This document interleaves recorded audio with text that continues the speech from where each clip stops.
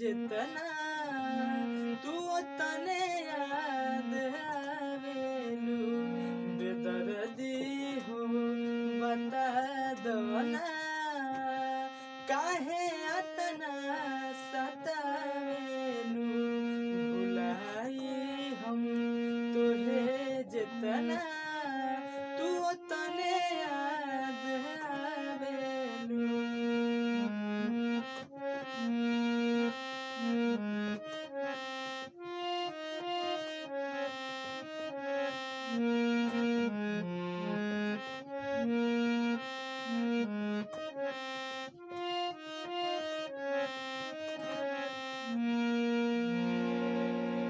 जुल्म कईनी का बोलाना तू दिल के राज खोलाना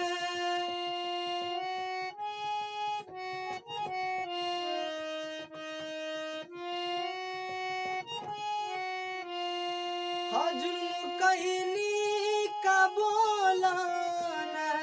तू दिल के राज खोलाना दिल में ठेस उठेला सारी रतिया जगावेलू बेदर्दी हो बता दो ना काहे अतना सतावेलू भुलाई हम तुहे जितना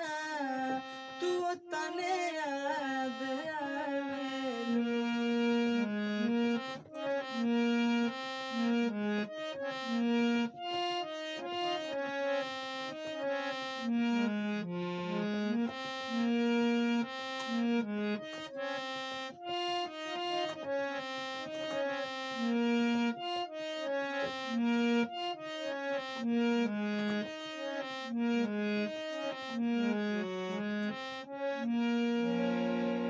मोहब्बत जब से भइल बा चैन दिलवा के खो गइल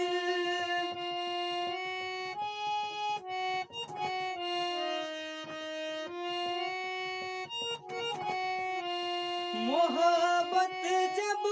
से भइल बा चैन दिलवा के खो गइल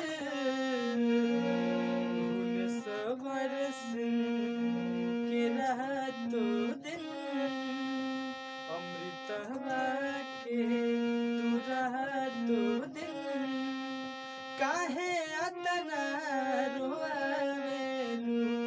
बेदर्दी हो बता दो ना काहे अतना सतावेलू भुलाई हम तुहे जितना तू तने याद आवेलू भुलाई हम तुहे जितना तू तने याद